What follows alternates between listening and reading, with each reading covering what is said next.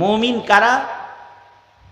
মুমিন হলো তারা, ইমানের সবচেয়ে গুরুত্বপূর্ণ অংশ হলো আলাহা লা ইলাহা ইল্লাল্লাহ। লা ইলাহা, জোরে আওয়াজ করে বলেন এই কথাটা, লা ইলাহা, লা ইলাহা, লা ইলাহা ইল্লাল্লাহ, লা ইলাহা ইল্লাল্লাহ। এই কথাটা ইমানের আসল জড়, সবচেয়ে দামি অংশ ইমানের। এই পৃথিবীতে বহু মানুষ আছে যারা এইটুক বলতে রাজি না, লা ইলাহা ইল্লাল্লাহ এই কথা বলতে রাজি না, এমন অনেকেই আছে। আছে না নাই? জোরে বলেন, আছে না নাই? এরা কিন্তু নিজেরা খালি লা ইলাহা ইল্লাল্লাহ বলে না তা না, অন্যকেও বলতে দিতে চায় না। এই চেষ্টায়ও তারা আছে যে তাদের মুখে যেন উচ্চারিত না হয় লা ইলাহা ইল্লাল্লাহ, এটা যেন উচ্চারণ না করে। এ কারণে বিভিন্ন প্রশ্ন ছুঁড়ে মারবে, বলবে যে আল্লাহ যে আছে, দেখছো আল্লাহরে কোনোদিন? এটা বলবে। আল্লাহকে দেখছ? যেটা দেখো না এটা বিশ্বাস করো কেমনি? নাউজুবিল্লাহ বলেন। জীবনে দেখলা না আল্লাহরে আর বিশ্বাস করলা লা ইলাহা ইল্লাল্লাহ, আল্লাহরে দেখছ? এটা হবে প্রশ্ন, নাস্তিকের প্রশ্ন। এখনকার যুগের সন্তানদের কত রকমারি প্রশ্ন থাকে, প্রশ্নের অভাব নাই এখন।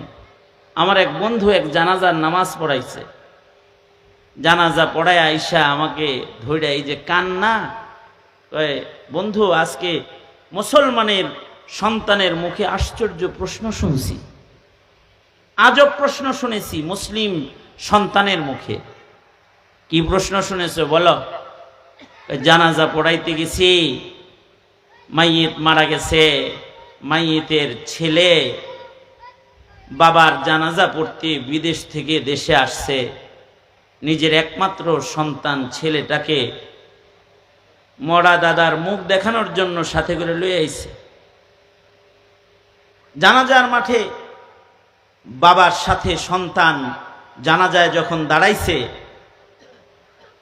আর জানাজাটা যখন শেষ করছি, ওই সময় সন্তানের প্রশ্ন তার পিতার কাছে, যে ছেলেটারে দাদা দেখাইতে আনছে, এই ছেলেটা বাপেরে প্রশ্ন করতেছে, আব্বু এখন কি দাদার লাশ আগুন দিয়ে জ্বালায়া দিবা?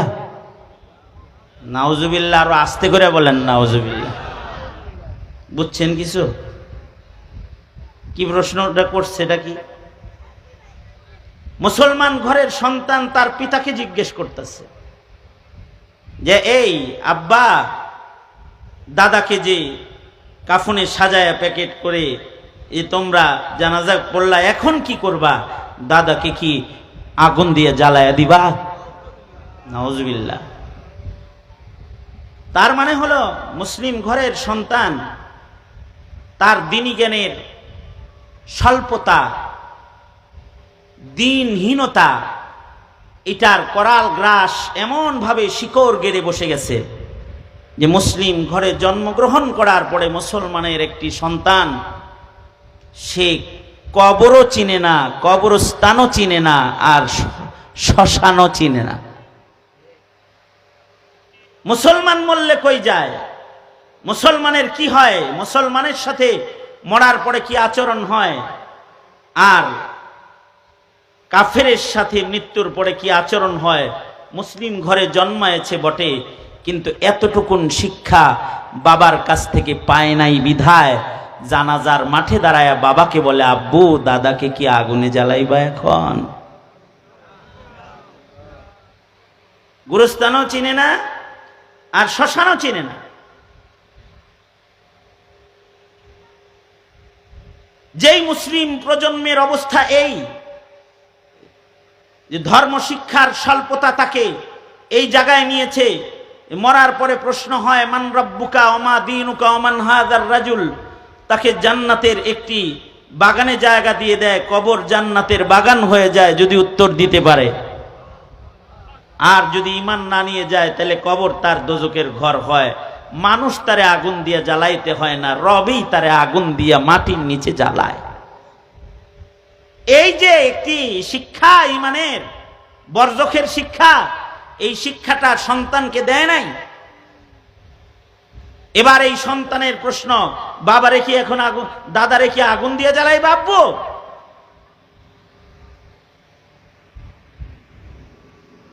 তবে কেন এই জিজ্ঞাসা কেন করল?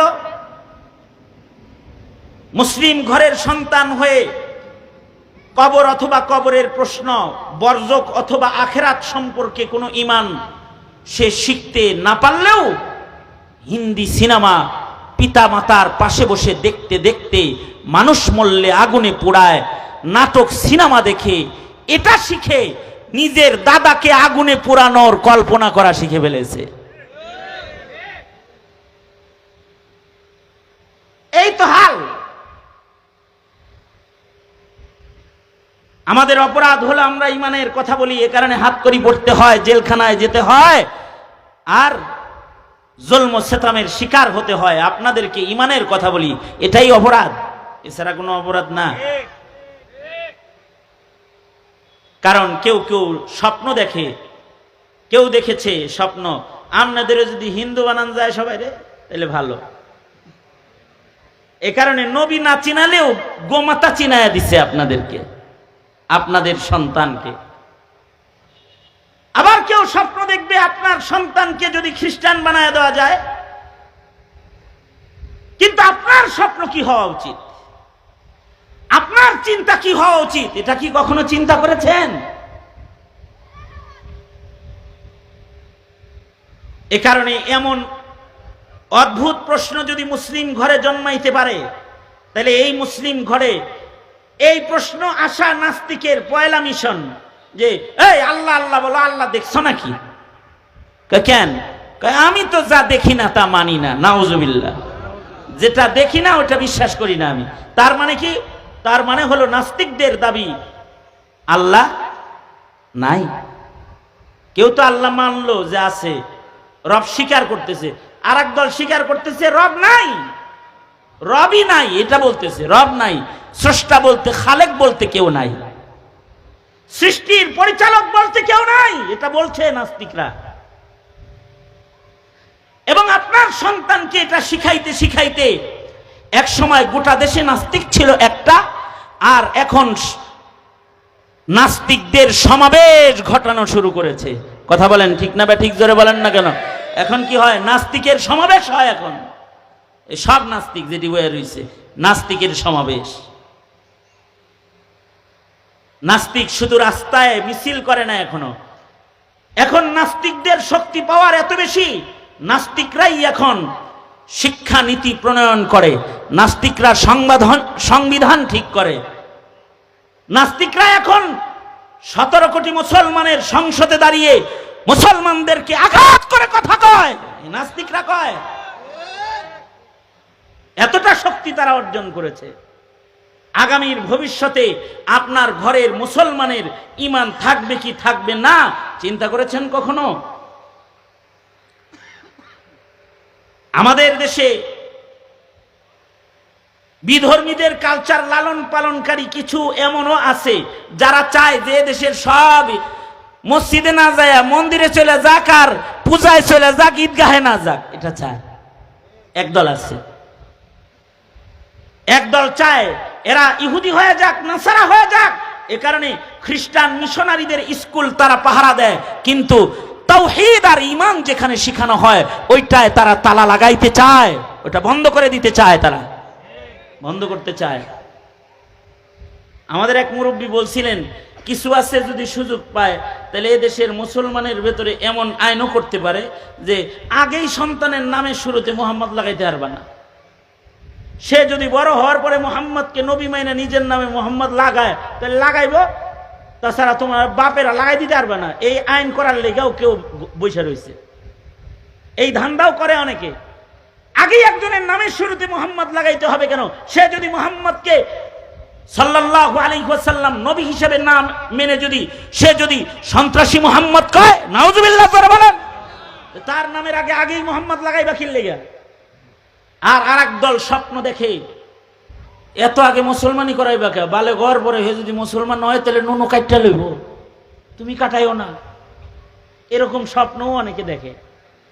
সুতরাং এইরকম স্বপ্ন দেখার মানুষ যখন মুসলমানের পাড়ায় পাড়ায় মহল্লায় মহল্লায় নাস্তিকতা লালন করে বসে আছে, ওই সময় আপনার সন্তানের ঈমান রক্ষার জন্য আপনার কি করা দরকার কখনো চিন্তা করছেন?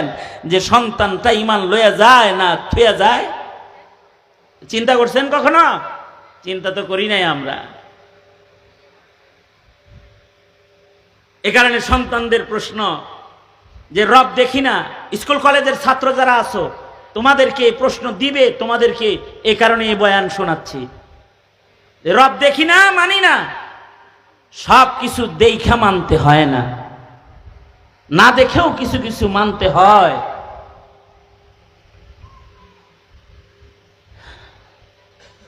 না দেখেও খবর শুনেও মানতে হয়। বাপ মরে গেছিল তুমি যখন মার পেটে, বাবার নাম জিগাইলে তোমার বাবার নামটা দেখে না শুই নেই বলতে হয় মায়ের কাছ থেকে। বাবার কবর কোনটা এটা মার কাছ থেকে শুনেই জিয়ারত করতে হয়, এটা তোর বাবার কবর। এ কারণে এই মা বাবার জায়গায় ইলমে দ্বীনের আলো লয়ে যারা বসে থাকে, তাদের কথা মতো তারা যেভাবে বললা দেয়, না বুঝাও তোমার ওই খবর শুই নাই ইয়াকিন রাখতে হয় যে কোরআন পড়া হুজুর যেহেতু বলছেন আল্লাহ আছে তো আছে। আর আমার নবী যে মুহাম্মদুর রাসূলুল্লাহ তার রওজা যে এটাই আমার নবীর রওজা। বাপের কবর মানতে পারলা, নবীর কবর মানবে না? অথবা সৃষ্টির ভেতরেও এমন কিছু আছে যা তুমি দেখো, সব দেখো এরকম না। যেমন বাতাস, বাতাস দেখছেন? কথা কয়েন, বাতাস দেখছেন চোখ দিয়া? আমি তো দেখিনি বাতাস। হ্যাঁ, বাতাসের প্রভাব দেখেছি। যদি বলা হয় এই বাতাস আসেনি রে, কয় একটু বাতাসও নাই। বুঝলি কেমনি? কয় পাতা একটাও লড়ে চড়ে না। বাইরে প্রচন্ড বাতাস, বুঝলি কেমনে? কয় ডালপালা ভাঙে গেল। ডালপালা ভাঙ্গা দেখা বুঝলা বাতাস আছে, পাতা নড়ে না দেখা বুঝলা বাতাস নাই। রবের এমন কিছু তুমি চোখে দেখো না যা দেখে বোঝা যায় রব আছে, স্রষ্টা আছে, আল্লাহ আছে, এটা বুঝো না? তোমার নাপাক চোখ যা দিয়া নোংরামি, ফষ্টামি, নষ্টামি, অনলাইনের পাপাচার করো, যেটা দিয়ে নগ্ন ছবি দেখো, এটা দিয়ে রব দেখতে চাও? এই নাপাক চোখ দিয়ে দেখতে চাও? চর্ম চোখ দিয়া না। তুমি দেখতে না পারলেও তাকে মানবা, এটার নাম ঈমান। उसे माना तो जाता है मगर देखा नहीं जाता, उसे माना तो जाता है मगर देखा नहीं जाता, मुसल्लम लम तरानी है बअस्तदलाल कुरआनी, मुसल्लम लम तरानी है बअस्तदलाल कुरआनी। আল্লাহ আছে এটা মানা যায়, কিন্তু দেখা যায় না। আল্লাহ বলেন ফি আনফুসিকুম আফালা তুবসিরুন, নিজের দিকে চা দেখবি যে আমি আছি। তুই তোর দিকে তাকা, তাও দেখবি যে স্রষ্টা একজন আছে, এমনি সব না। কারি তৈয়ব সাহেব রহমাতুল্লাহ আলাইহি আজব একটা দৃষ্টান্ত দিচ্ছেন।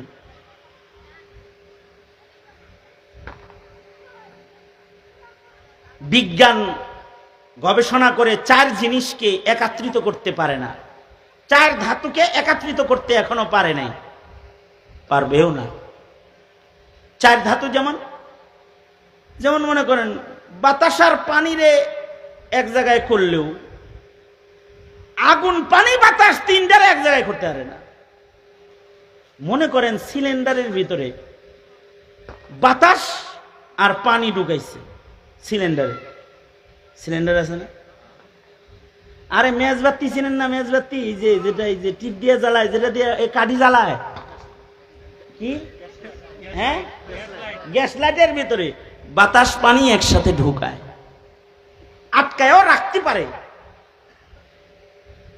কিন্তু কোন কারণে যদি এই বাতাস আর পানির এই প্যাকেটের ভেতরে আগুন ঢুকে যায়, তাতে পকেটে রাহন যাইব তো? হ্যাঁ, পকেটে রাহা যাইব তো? সিলিন্ডারের ভিতরে বাতাস আছে, পানিও আছে। সিলিন্ডারে গ্যাস সিলিন্ডার আছে না, অথবা এই যে এলপি গ্যাস সিলিন্ডার, এটার ভিতরে তরল আছে, পানিও ঢুকছে, বাতাসও ঢুকছে। কিন্তু এটার ভিতরে যদি আগুন ঢুকে, ওই বাড়িতে থাকবেন তো? সিলিন্ডার ব্রাস্ট হয়ে 2-4টা হোটেল বিল্ডিং এ আগুন লাগে নাই? কথা বলেন না কেন? নিরাপদ না। এ কারণে যদি দুই জিনিস একসাথে কোনো ভান্ডে থাকে, কয় বিপদজনক লিখে রাখে। কি লিখে রাখে? বিপদ চিহ্ন দিয়ে রাখে। সাবধান, ওখানে তৃতীয় আর একটা নিয়ে যাস না, তাহলে কিন্তু শর্ট করব, অথবা ব্রাস্ট হইব, অথবা একটা দুর্ঘটনা ঘটব। কিন্তু কারি তৈয়ব বলে আল্লাহ তাআলা মানুষের দেহের ভেতরে আগুনও রাখলো, বাতাসও রাখলো, পানিও রাখলো, মাটিও রাখলো, প্যাকেট করে রেখে দিল। শ্বাস নিঃশ্বাস যতদিন রইল, 4 জিনিস একসাথে রইল, কোনোদিন ব্রাস্ট হওয়ার ভয় হইল না। বউ জড়ায় ধরে ঘুমাইলো,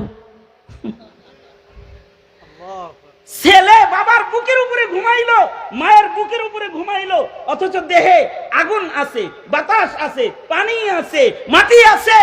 কোনদিন বউ এটা চিন্তা করলো না, হে রে ধরে শুমো না, যদি ব্রাস্ট হয়ে যায়। কি এরকম কোন চিন্তা বউয়ে করছে কোনদিন? চায়ারাইছেন কে বেবলার মতো মিয়া?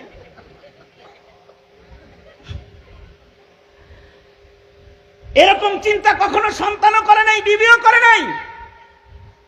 70 বছর 80 বছর, সেদিন দেখা হয়েছে 109 বছর বয়স এক বুড়ার লোকে।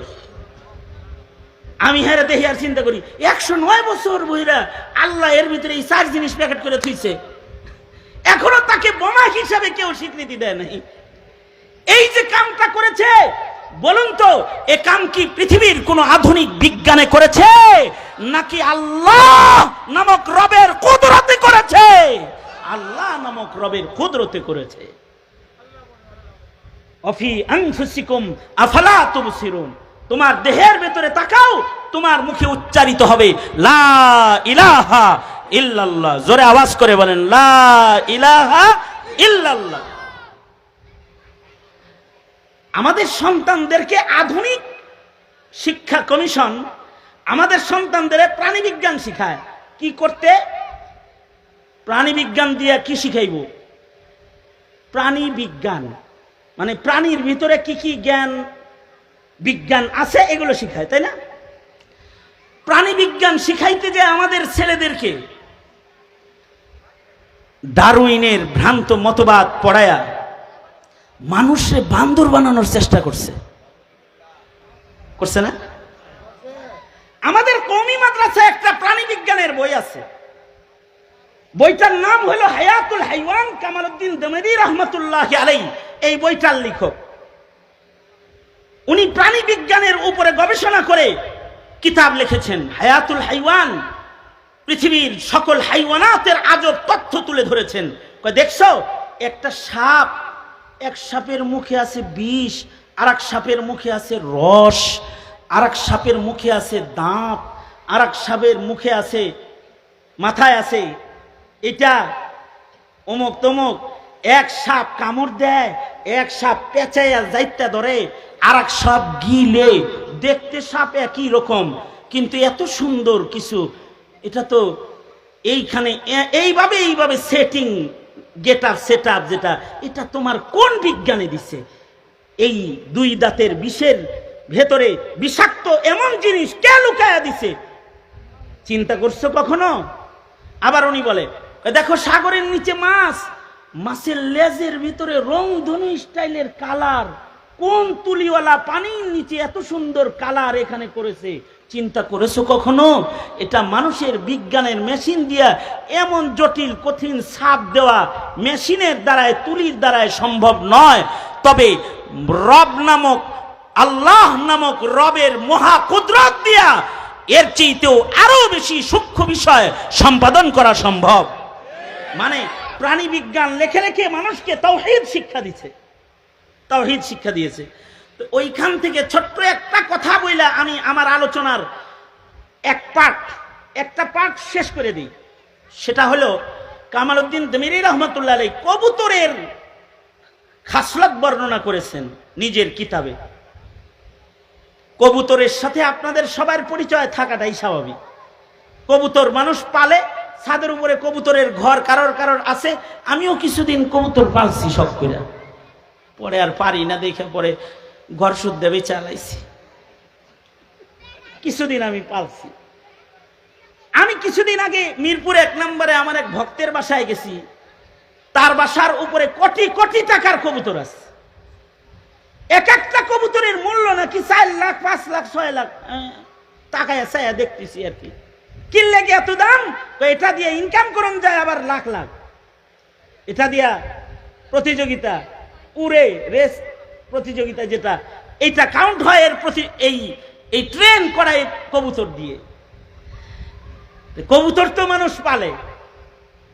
আপনারা যারা কবুতর সম্পর্কে ন্যূনতম আইডিয়া রাখেন তাদেরও কথাটা জানার কথা। আপনাদের একটা জানা কথা বলতেছি, সেটা হলো কবুতর যখন বাচ্চা দেয়, কবুতরের যখন বাচ্চা হয়, বাচ্চা হওয়ার পরে 3 দিন পর্যন্ত কবুতর নিজের বাচ্চার কাছ থেকে আলোক হয় না। 3 দিন কবুতর তার বাচ্চাকে লাগাতার পাহারা দেয়। এই 3 দিন কবুতর যে পাহারা দিল বাচ্চারে, কি করে? এইটা হলো কামালউদ্দিন দমিরির বক্তব্য। সেটা হলো উনি বলেন যে কবুতরের পাকস্থলী যেটা, এটা এরকম থাকে, টিউব যেরকম 2 পাশ মিলা থাকে, হাওয়া দিলে ফুলে। কবুতরের খাদ্য থলিটা এরকম একটা আরেকটার সাথে লেগে থাকে। যতক্ষণ পর্যন্ত এখানে পাম্পিং না করা হবে ততক্ষণ পর্যন্ত পাকস্থলী খুলবে না। আর পাকস্থলী না খোলা পর্যন্ত এই কবুতরকে কিছু খাওয়ানো সম্ভব হবে না। এই ছোট্ট বাচ্চাগুলোর পাকস্থলী কে খুলবে? তাই মা 3 দিন পর্যন্ত নিজের ঠোঁট দিয়া নিজের বাচ্চাদের মুখে শ্বাস দিতে থাকে, বাতাস দিতে থাকে, আর টানতে থাকে, আর বাচ্চার পাকস্থলী খুলতে থাকে। 3 দিন পরে যখন পাকস্থলী খুলে যায়, মা বাহির থেকে নিজ ঠোঁটে করে খাবার এনে নিজের সন্তানের মুখে উঠায়া দেয়। এবার কামালউদ্দিন দমিরির বক্তব্য হলো, এই কবুতরটা কোন ইউনিভার্সিটিতে লেখাপড়া করে নিজের বাচ্চার পাকস্থলী খোলা শিখলো? কে তাকে এই শিক্ষা দিয়েছে? কোন প্রফেসরের লেকচার থেকে কবুতর এত সুন্দর আধুনিক বিজ্ঞানের শিক্ষা মুখ দিয়ে শিখা বাচ্চার পাকস্থলী খুলে? পৃথিবীর কোনো মানুষ তো তাকে শিক্ষা দেয় নাই, কোনো স্কুলে তো সে ভর্তি হয় নাই। তাহলে বোঝা যায় মানুষ নয়, শুধু মানুষ কি শুধু আল্লাহ কোরআন দিয়ে শিখায়েছে, রসুল পাঠায়ে শিখায়েছে তা না। আহকামুল হাকিমিন আল্লাহ তাআলা সৃষ্টি জগৎ চালাতে গিয়ে সৃষ্টি জগতের প্রতিটি সৃষ্টিকে তিনি নিজ কুদরতে অদৃশ্য থেকে আল্লাহ তাআলা নিজেই তার প্রতিটা সৃষ্টিকেও শিক্ষা দিয়ে খালিক ও মালিকের দপ্তরে তার নামকে প্রমাণ করে যায়, সব সময় প্রমাণ করে যায়। এ কারণে উসে মানা তু জাতা হে মগর দেখা नहीं जाता, उसे माना तो जाता है मगर देखा नहीं जाता। मुसल्लम लन तरानी है बअस्ते दे लाल कुरआनी, मुसल्लम लन तरानी है बअस्ते दे लाल कुरआनी। কারণ আল্লাহ পাকের নির্দেশ হলো, ইয়া আইয়ুহাল্লাযীনা আমানু আমিনু বিল্লাহ, হে ঈমানদারেরা তোমরা তোমাদের রবের উপরে ঈমান আনো। তার মানে কোনো কারণে তোমার ঈমান যেন নষ্ট হয়ে না যায়, শয়তানের ধোঁকায় আর জাহালাত আর মূর্খতার সবলে যেন তোমার ঈমান নষ্ট করে তুমি বেঈমান হয়ে কবরে না যাও। রাসূলের উপরে ঈমান আনো, রাসূলকে চিনো, প্রজন্মকে রাসূল চিনাও। যতক্ষণ পর্যন্ত আল্লাহর রাসূল না চিনাইবা ততক্ষণ পর্যন্ত ঈমান সংরক্ষণের ক্ষমতা আসবে না। নবীর প্রেম ততক্ষণ পর্যন্ত হৃদয়ে আসবে না যতক্ষণ পর্যন্ত না রাসূলের পরিচয়, নবীর পরিচয় নিজের সন্তানের না দিবা। কারণ এর প্রতিটি ঈমানের প্রতিটি শাখা সম্পর্কে নিজে জানা, নিজের সন্তানকে না জানানো পর্যন্ত তার ঈমান সংরক্ষণ করার ক্ষমতা তার হবে না। এ কারণে দাওয়াত তাবলীগেও 6 উসুলের মেহনত করা হয়। 1 নাম্বার উসুল হলো ঈমান। জাতির ঈমান শিক্ষা দাও। মাদ্রাসায় গেলে ঈমান শিখায়, ওয়াজ মাহফিলে আমরাও আপনাদের ঈমান শিখাই, ঈমানের কথা বলা শিখাই, ঈমানের আওয়াজ দেওয়া শিখাই, নবী প্রেম শিখাই, আল্লাহ প্রেম শিখাই, সত্য বলা শিখাই, অসত্যের প্রতিবাদ করা শিখাই, অন্যায়ের বিরুদ্ধে দুর্বার হয়ে দাঁড়িয়ে যাওয়া শিখাই। এগুলো ঈমান। এই ঈমানগুলো আমরা পাই, এই ঈমানগুলো মুসলিম মিল্লাত পাক। এটা ইসলামের দুশমন যারা, কোরআনের দুশমন যারা, তারা চায় না। এ কারণেই তারা ওয়াজ মাহফিল আটকায় রেখেছে দীর্ঘদিন। আল্লাহ স্বাধীনতা দিয়েছে যে আজকে এখানে কথা কইতেছি, পুলিশের অনুমতি লাগছে না। কিন্তু যদি খালি এই কয়েকদিন আগের ঘটনা হতো তাহলে বলতো হেফাজতে ইসলামের আইবি আইব, আইতে দিস না, অনুমতি লাগবে। আল্লাহ পাক তো আছে একজন, এটা এই পরিবর্তন থেকেও বোঝা যায় যে রব একজন। কথা বলেন না কেন, আওয়াজ করে বলেন না কেন? রব যে একজন আছে, এটা যারা দ্বন্দ্ব করেছে 2 মাস আগে, তাদের দাম্ভিকতা আল্লাহ তাআলা নিজের হাতে মূলোৎপাটন করে যে তাদেরকে নদীর পরে ভাসায়, জঙ্গলে কাঠা কলা পাতায় শোয়ায়, আর মাটিতে হাঁটতে না দিয়ে আকাশ দিয়ে উড়ায়া দেশ থেকে দেশান্তর করে দেয়। এটা শুধু মানুষ করে না, এটা একজন করেন। তুইজ্জু মান তাশাউ তো আতুযিল্লু মান তাশাউ বিয়াদিকাল খায়র ইন্নাকা আলা কুল্লি শাইইন কাদির। সেই কাদির মালিককে জোরে আওয়াজ করে বলে আল্লাহ। নিজের সন্তানকেই রব চিনাইতে হবে, ধর্ম চিনাইতে হবে, দিন চিনাইতে হবে, ইসলাম চিনাইতে হবে। আর এই চিনানোর জন্য এরকম আয়োজনে যায়া বসার দরকার আছে। স্কুল কলেজে ডিগ্রি সব বাইকটা খাওয়ায়া দিয়েও নিজের সন্তানের ঈমান রক্ষা করতে পারবে না মুসলমান। পর্দার আড়ালে বসে বলি নাই, বাইকে বসে বলে গেলাম, যদি ধর্মকর্ম না শোনাও তোমার সন্তান মুসলিম ঘরে জন্ম নিবে, কিন্তু মুসলিম হয়ে কবরে যেতে পারবে না। পারবে না, কবরে যেতে পারবে না মুসলিম হয়ে। সুতরাং মুসলিম হয়ে সন্তানকে কবরে যাওয়ার সুযোগ দাও, ঠিক কিনা? মুমিন হয়ে কবরে যাওয়ার সুযোগ দাও। ঈমান শিখাও, ইসলাম শিখাও। দায়িত্বটা পালন করতে পারবেন তো ইনশাআল্লাহ? কারা কারা পারবেন হাত তোলেন। এই উলামায়ে কেরাম মেহনত করে, ঈমানের মেহনত। আলেমদের বিরোধিতা করবেন তো ইনশাআল্লাহ, নাকি কোন? হ্যাঁ, আল্লাহ সবাইকে এই সহি বুঝটা দান করুক। সবাই ইস্তিগফার পড়েন। আস্তাগফিরুল্লাহ রাব্বি মিন কুল্লি যামবি ওয়া আতুবু ইলাইহি লা হাওলা ওয়ালা কুওয়াতা ইল্লা বিল্লাহিল আলিয়্যিল আযীম। আস্তাগফিরুল্লাহাল্লাযী লা ইলাহা ইল্লা হুয়াল হাইয়ুল কাইয়্যুম ওয়া আতুবু ইলাইহি। আলহামদুলিল্লাহি রাব্বিল আলামিন। والصلاة والسلام على سيد الأنبياء والمرسلين محمد وعلى آله وأصحابه أجمعين। এলাকার যোগ্য উলামা হযরতদেরকে সাথে নিয়ে হাত তুলেছি। গভীর হৃদ্যতার সম্পর্ক যাদের সাথে রয়েছে, বিশেষভাবে দেলোয়ার মাইজি, ইয়া আল্লাহ আমার অত্যন্ত স্নেহের ছোট ভাই মুজাজ, রব্বুল আলামিন এখানে দাওরায়ে হাদিস পর্যন্ত মহিলা মাদ্রাসা চালাচ্ছে। রব্বুল আলামিন আশপাশের আইম্মায়ে মাসাজিদগুন যাদের সাথে আত্মার সম্পর্ক, মুহাব্বতের সম্পর্ক, দূর দারাজ থেকে তারা ছুটে এসে সন্ধ্যা থেকে মাহফিলটাকে পাহারাদারি করেছে। কত আলেম উলামারা বয়ান করেছে। সকলের শেষে বসে রব্বুল আলামিন ঈমানের উপরে মুখতাসার একটি সবক তোমার বান্দাদের কানে পৌঁছায়েছি। ঈমানের যত্ন করার জন্য ইয়া আল্লাহ তোমার বান্দাদেরকে দিক নির্দেশনা দিয়েছি। ভিক্ষুকের মতন 2টা হাত বাড়ায় ধরেছি। জিন্দেগীর যত গুনাহ করেছি ওগো আল্লাহ, মেহেরবানি করে আমাদের জিন্দেগীর সব গুনাহ তুমি মাফ করে দাও আল্লাহ।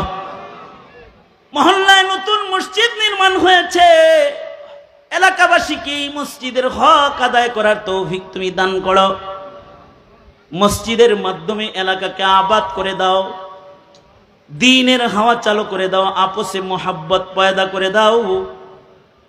আল্লাহ রাসূল চিনার তৌফিক দাও, মানার তৌফিক দাও, ধর্ম বুঝার তৌফিক দাও, ধর্মের পরে চলবার তৌফিক দাও আল্লাহ রাব্বুল আলামিন। এই মহল্লায় কত মানুষ অসুস্থ আছে, তাদের সুস্থ করে দাও। এই মহল্লার যত অসুস্থ রোগী আছে তাদের সুস্থ করে দাও। ওহিদ ভাইয়ের আম্মা অসুস্থ, সুস্থ করে দাও। কত মানুষ কবরে চলে গেছে, কারোর মা কবরে, কারোর বাবা কবরে, নিজের হাতে নিজের মা কবরে রাখছে, নিজের হাতে নিজের বাপ কবরে রেখেছে।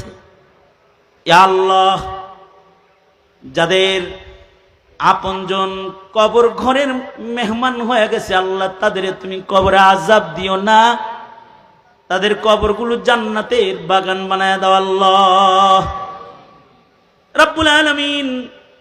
আমার মুজাজিন হযরত উলামায়ে কিরাম যারা এখানে এসেছেন বসেছেন, বন্ধু বান্ধব যারা এসেছেন, সকলের জন্য তোমার কাছে বিশেষ দরখাস্ত, রব্বুল আলামিন মওত পর্যন্ত ইখলাসের সাথে দ্বীনের কাজ করার তৌফিক সকলের তুমি দান করো আল্লাহ রব্বুল আলামিন। ইখলাস ও মুহাব্বতের সাথে মেহনত করার জন্য তাদের তুমি কবুল মঞ্জুর করে নাও।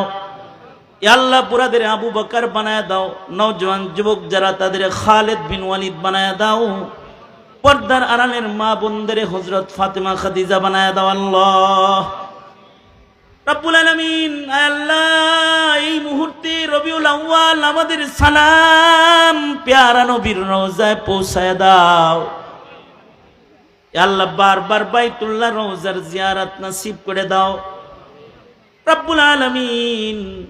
আয় রব্বে করিম, সুন্নতের আমলের জজবা দাও, হার কিসমের শিরক আর বিদআত থেকে সকলকে ধরে ধরে তুমি বাঁচাও রব্বুল আলামিন। ফিলিস্তিনের মজলুমদের জন্য মদদ পাঠায় দাও, বাংলায় শান্তি দাও, ঐক্যবদ্ধভাবে স্বাধীনতা রক্ষা করার তৌফিক সকলের তুমি দান করো আল্লাহ। হার কিসমের জুলুম অত্যাচার থেকে এই জমিনের মানুষ, জমিনের মুসলমানদের তুমি রক্ষা করো আল্লাহ।